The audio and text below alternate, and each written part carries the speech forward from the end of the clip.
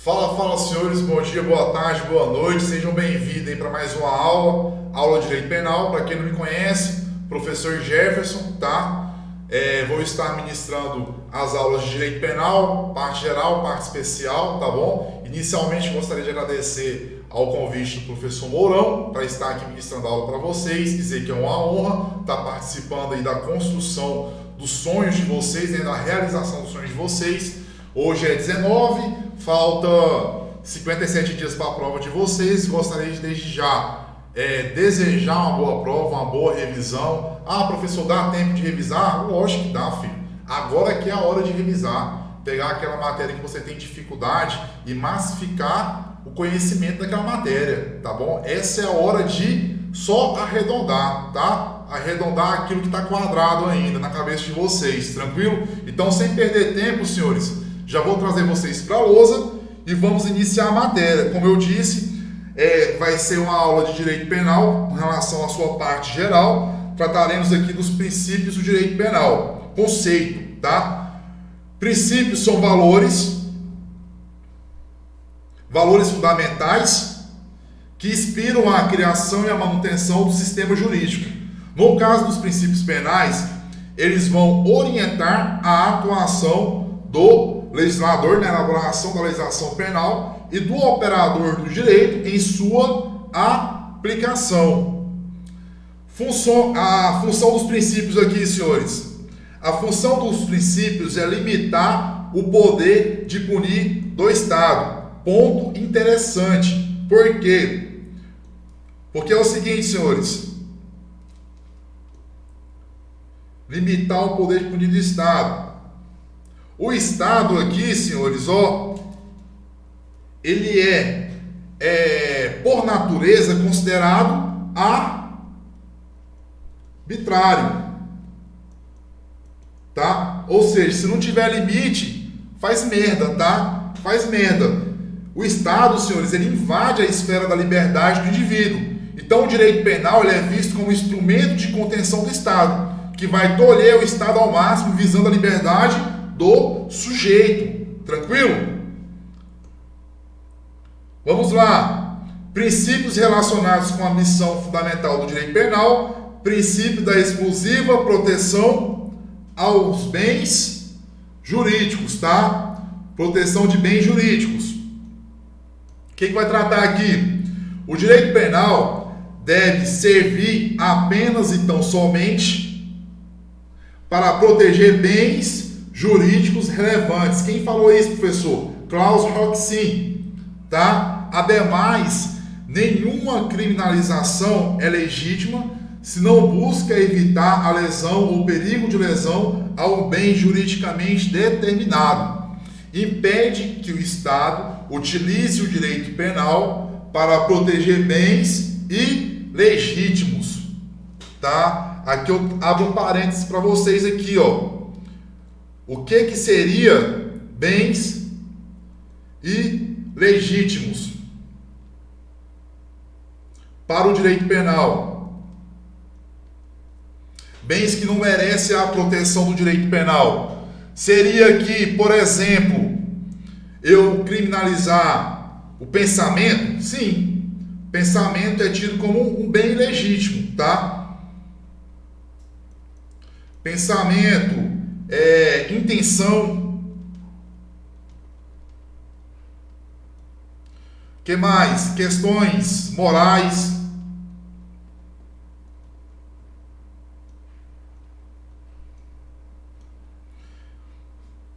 Que mais? Éticas.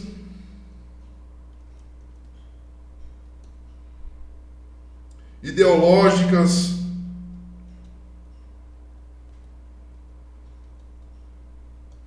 Ou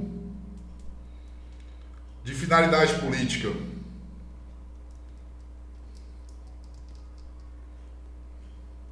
Tá?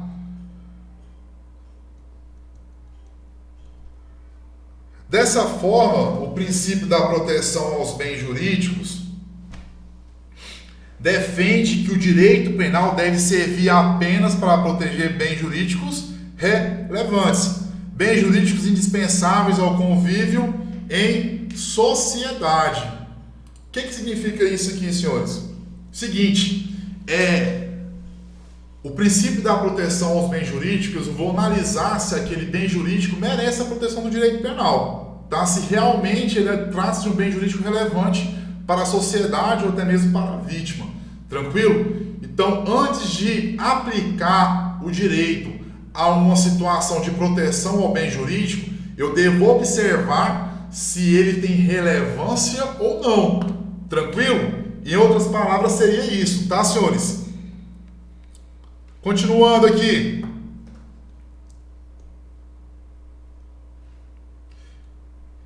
Princípio da intervenção mínima.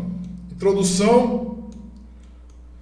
O direito penal só deve ser aplicado quando a criminalização de um fato é estritamente necessária à proteção de determinado bem ou interesse, não sendo suficientemente tutelado por outras searas do direito. O direito penal é o último grau de proteção jurídica, tá? O último grau de proteção jurídica. Observação: trata-se de um princípio implícito na Constituição, tá? Na Constituição de 88, que pode ser retirado principalmente do princípio da dignidade da pessoa humana. Onde está esse princípio, professor? Lá no artigo 1º, inciso 3 da Constituição Federal. Tá bom? Continuando aqui. Vamos pensar aqui, senhores, nessa introdução, só que em outras palavras. Pensem comigo. O direito penal e o Estado democrático de direito atua, então, posso falar que ele atua como uma última ratio, é ou não é? Sim, tá? Uma última ratio, ou última razão.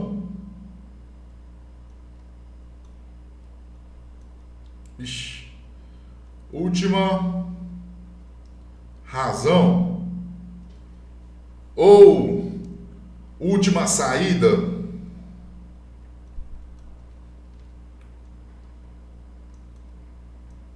Tá? Todos esses termos aqui, senhores, podem ser cobrados na prova de vocês, tá bom? Então atenção com relação a isso aqui, anotem aí no caderno de vocês. Isso aqui é porque o direito só deve atuar quando outros ramos do direito já tenham fracassado na tentativa de solucionar aquele conflito, tá? Não pode, de forma alguma, o direito penal, tá, ser uma prima ratio. Tranquilo? Beleza? Vamos avançar, senhores. Ainda dentro dos princípios relacionados com a missão fundamental do direito penal, dentro ainda do princípio da intervenção mínima, temos os destinatários de finalidade, que vai ser o legislador e o aplicador do direito. Quando a gente falar do legislador, eu estaria falando do plano abstrato. O aplicador do direito vai estar no plano concreto, tá? Nessa linha, temos que a intervenção mínima deve ser observada tanto pelo legislador, no momento de selecionar as condutas que passarão a ser tuteladas pelo direito penal, correto, né? Também, né, deve ser observado pelo aplicador do direito no caso concreto. Tranquilo? Finalidade do princípio da intervenção mínima. Trata-se de um reforço ao princípio da reserva legal, posto que não é suficiente que tenha lei prevendo aquela conduta como criminosa. É necessário ainda que a intervenção penal combinada pela lei seja efetivamente necessária. Efetivamente necessária. Além desse conceito de finalidade aqui, senhores, é importante trazer para vocês o pensamento do doutrinador Rogério Sanches, tá? Onde que em seu livro lá de Direito Penal, na sua parte geral, ele vai falar que o princípio da intervenção mínima tem duas faces, tá? Eu tenho duas faces do direito penal. Eu tenho a primeira, que vai ser quando e onde o direito penal deve intervir.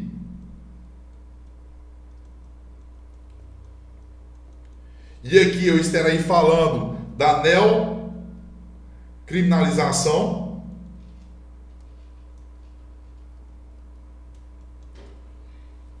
E a segunda, que é pro outro lado, né, é onde o direito penal deve deixar de intervir, tá?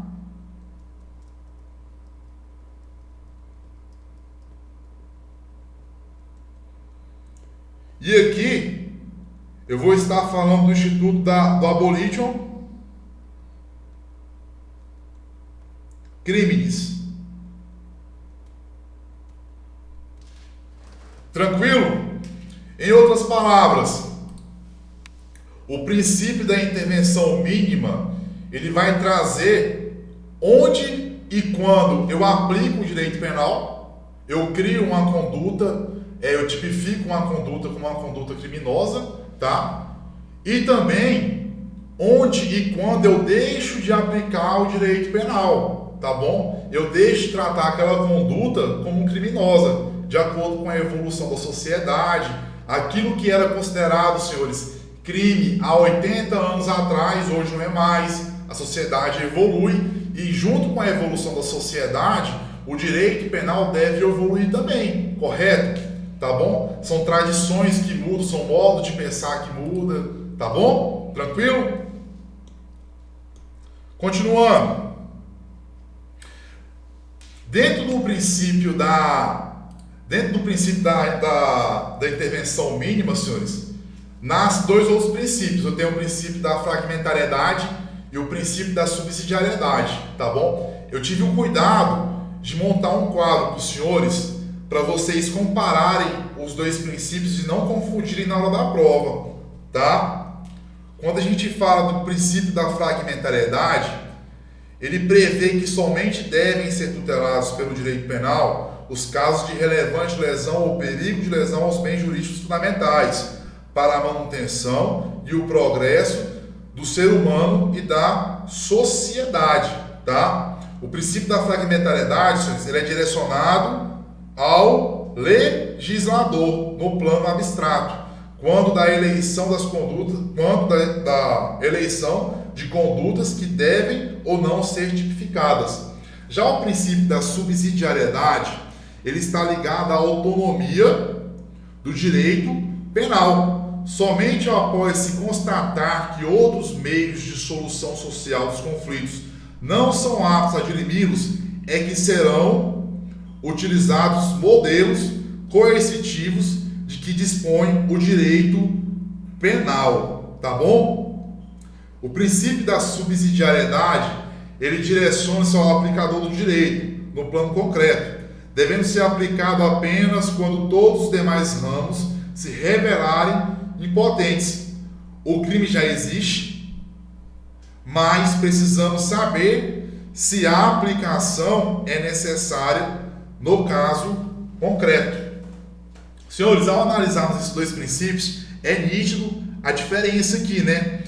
E além disso, eu trago uma observação para vocês. Existe na doutrina aquilo que chamamos de fragmentariedade às avessas. Professor, nunca ouvi falar disso. É de passar no cabelo ou é de comer? Calma, filho, presta atenção aqui, ó. A fragmentariedade às avessas ocorre na situação em que o direito penal perde o interesse em determinada conduta, tá? Inicialmente tira como criminosa por entender desnecessária. Então, com a evolução da sociedade e modificação dos seus valores, ocorre o quê? aquilo que a gente já falou no slide anterior, o abolitio criminis. Sem prejuízo de sua tutela pelos demais ramos do direito, tá, senhores? Eu só vou abolir aquela conduta como tipificada no direito penal, tá bom? Professor, facilita para mim, me dá um exemplo para ficar mais claro, para ficar mais objetivo. Filho, quando a gente falar de fragmentariedades avessas, vocês podem utilizar como exemplo o que era tido como uma conduta criminosa, a prática de adultério, que até o ano de 2005, o artigo 240 do Código Penal tipificava a conduta de adultério como uma conduta criminosa, tá? Em 2005 veio o legislador e criou a Lei 11.106, tá?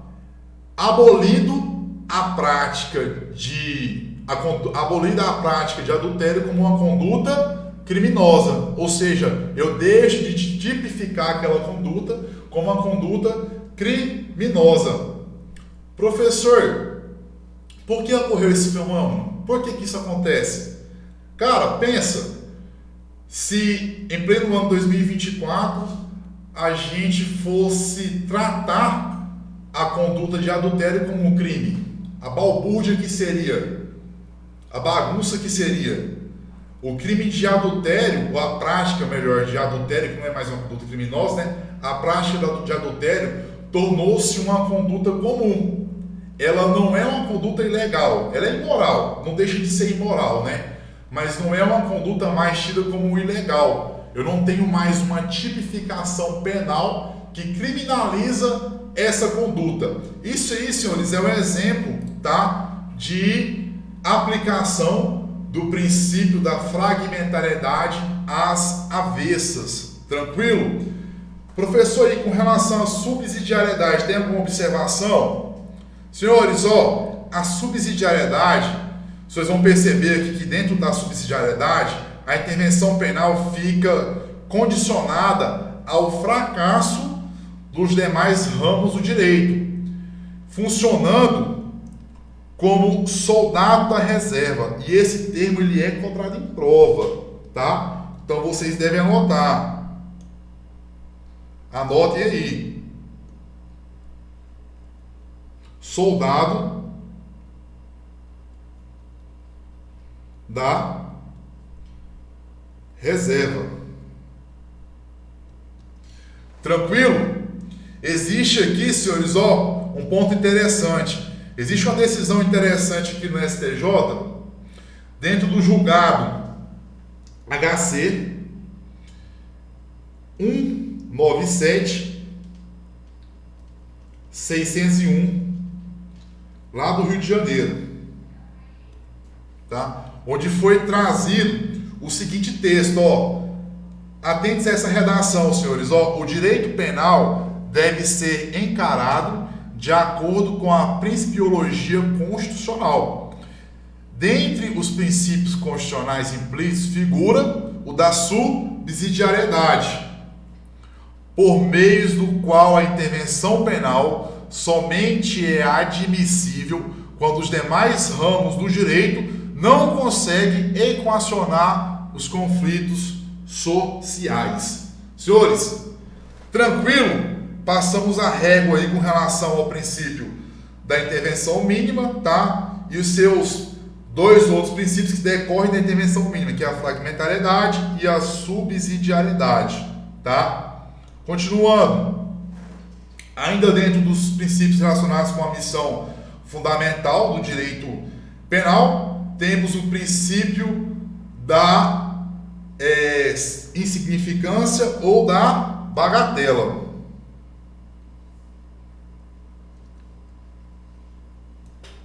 Origem: surge no direito romano, porém só era utilizado no tocante ao direito privado. No direito penal é incorporado apenas em 1970, através dos estudos de Klaus Roxin. Conceito: professor Kleber Masson traz o seguinte conceito: o direito penal não deve se ocupar de assuntos irrelevantes, incapazes de lesar o bem jurídico legalmente tutelado. Senhores, aqui cumpre inicialmente destacar aqui para vocês com relação ao princípio da significância, um ponto que pode ser cobrado em prova, que o referido princípio, ele não encontra previsão legislativa, tá? Não tem previsão legislativa, não está no texto de lei. Mas é pacificamente admitido, tá, a sua aplicação no direito penal, tanto pela jurisprudência do STF como pela jurisprudência do STJ. Tranquilo? Então, tanto o STF como o STJ admite a aplicação do princípio da insignificância no caso concreto. Continuando aqui, senhores, finalidade. O STF expressamente reconhece como finalidade desse princípio a interpretação restritiva da lei penal. É uma terminologia, um termo que, cara, pode vir na prova de vocês. Gravem isso aqui, tá? Ou seja, o princípio da insignificância deve diminuir a intervenção penal, no sentido de ignorar as condutas irrisórias que não se revelam capazes de ofender o bem jurídico tutelado pelo tipo penal.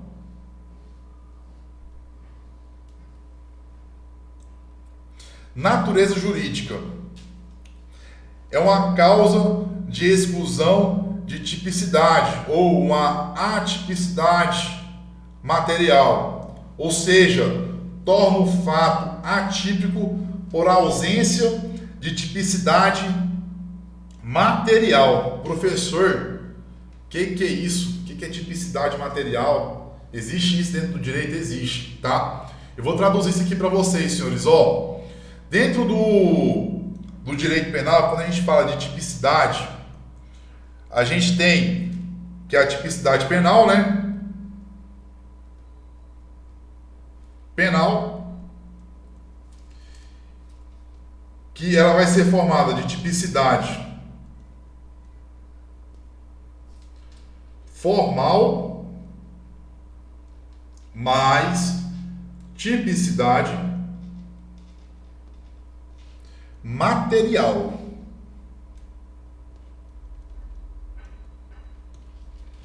Tá? A tipicidade formal, senhores, ela vai tratar do juízo da adequação do fato à norma. Tá? Eu vou analisar se o fato praticado na vida real se amolda ou se encaixa ao modelo de crime descrito na lei penal. Tá? Seria, por exemplo, eu verificar se uma conduta, exemplo, de subtrair um objeto ou subtrair, sei lá, um shampoo no mercado, iogurte no mercado, eu vou lá e pego aquele objeto que não é meu, tá? Essa conduta, ela se enquadra onde? Eu vou procurar dentro do código e vou ver que lá no artigo 55 vai estar lá, subtrair para si ou para outro em coisa alheia móvel. É uma tipificação clara do crime de furto, tá? Isso, a tipicidade formal vai tratar disso aí, tá bom, senhores? Já a tipicidade material, ela é a lesão ou perigo de lesão ao bem jurídico protegido, tá bom? Vamos pegar um exemplo. Vamos colocar aqui que o Mourão, tá, subtrai uma balinha de um hipermercado. Um exemplo, né? Ele foi lá numa rede de hipermercado, um hipermercado, senhores, é tipo donos de vários supermercados, né? Ele vai lá e subtrai uma balinha. A conduta do Mourão de ir lá subtrair essa balinha é uma conduta típica? Subtrair para si ou para outro coisa alheia móvel. Está lá no artigo 55. Então ele praticou o crime de furto. Tá correto isso? Tá. Beleza. Então, o primeiro ponto eu tenho, que é a tipicidade formal, tá? Agora, senhores, dentro da tipicidade material, quando a gente analisa o exemplo, em que pese tenha havido a tipicidade formal, o ato praticado não foi capaz de causar uma lesão relevante ao bem protegido, vez que o valor de uma balinha não faria a menor diferença para o patrimônio do supermercado, né, senhores? Não havendo, portanto, a tipicidade material, tá? Então seria o quê? Eu analiso primeiro. A conduta, ela é típica, ela está descrita na lei de forma formal, sim, mas ela causou prejuízo a um bem jurídico? Não. Se ela não causou prejuízo, então é uma conduta atípica, e atípica na sua forma material, tá? Seria, senhores, então, eu analisar a parte de valor de um bem, mas eu tenho que ter atenção com um ponto. Eu não vou só analisar o valor, tá? Não é só o valor. Eu devo analisar para que seja reconhecida a insignificância da conduta, que exista outros requisitos que devem ser observados conforme a jurisprudência consolidada na Suprema Corte, tá? O que o STF fala, senhores? O STF, vendo que não havia requisito para a aplicação do princípio da insignificância, tá? Vendo que não havia requisito, ele foi lá e criou requisitos, tá? Eu tenho tanto requisitos objetivos, como também tenho requisitos subjetivos, tá bom? Como que é cobrado lá, senhores? Quais são os requisitos objetivos? Eu tenho a mínima ofensividade da conduta do agente, eu tenho a ausência da periculosidade social da ação, o reduzido grau de reprovabilidade do comportamento e a inexpressividade da lesão jurídica provocada. E como requisito subjetivo, eu tenho as condições pessoais do agente e a condição da vítima. Esse aqui da condição da vítima, senhores, a gente abre um parêntese para vocês observarem o seguinte: o valor do bem jurídico, ele vai variar de acordo com a vítima também. Pô, se o Mourão, ao invés de pegar, vamos supor que ele pegou uma caixa de óleo, ao invés de pegar uma caixa de óleo lá no hipermercado, no supermercado grande, uma rede grande de supermercado, ele pega aqui num supermercadozinho de esquina, de uma senhora de 150 anos que só vive daquilo lá. Senhores, percebam, para uma vítima, aquele produto tem um valor. Para outra vítima, aquele produto tem outro valor. Entenderam? Então eu tenho que analisar isso aí, tá? O valor do produto vai variar de acordo com a vítima também, tá bom? Uma observação que eu trouxe aqui para vocês: os requisitos, tanto na ordem objetiva quanto da natureza subjetiva, devem ser avaliados no caso concreto. Tranquilo? Outra observação aqui, senhores, que eu vou falar para vocês com relação aos valores. Não há nenhuma tese fixa sobre isso, tá? Tanto no STF como no STJ. É necessário analisar o contexto, porém, há decisões proferidas no STF, há decisões proferidas no STJ que têm aceitado a insignificância normalmente com valores que giram aí em torno de 10% do salário.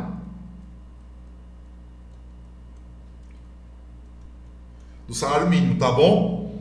Então, assim, vai variar, senhores, para mais ou para menos. Isso aqui só para você ter uma ideia, tá? Já com um pequeno valor para aplicar o privilégio, admite-se até um salário mínimo, o que é diferente, tá, senhores?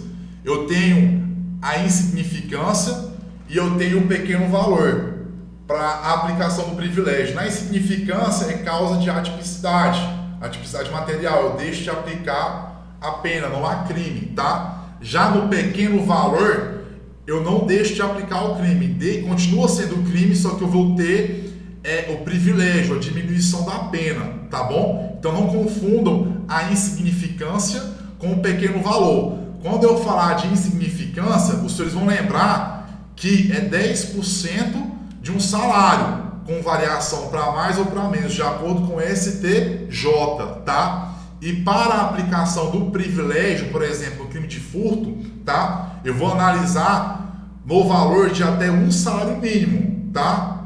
Observação de novo, a pequeno valor, o privilégio, a aplicação do privilégio não é causa de exclusão do crime. Eu não vou deixar de aplicar a pena a essa conduta, tá? Ele não deixa de ser crime, tá bom? Eu vou ter uma diminuição na pena só, tá bom? É um privilégio. Já na insignificância, tá? Eu tenho uma atipicidade material. É uma diferença importante, vocês devem anotar no caderno de vocês aí, tá bom? Senhores, atingimos aí os 30 minutos do primeiro bloco, tá?